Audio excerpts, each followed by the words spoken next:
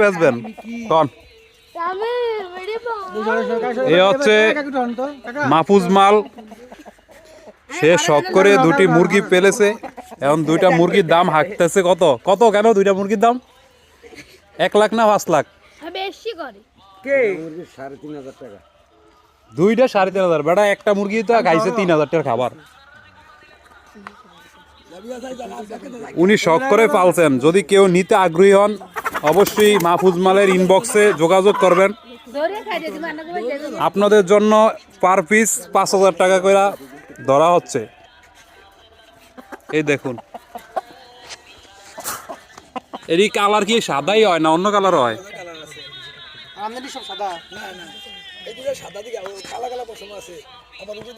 তা আপনার লাভ কি? 3,000 টাকা করে খাইছে। দেশি মুরগি যে খাবার খায়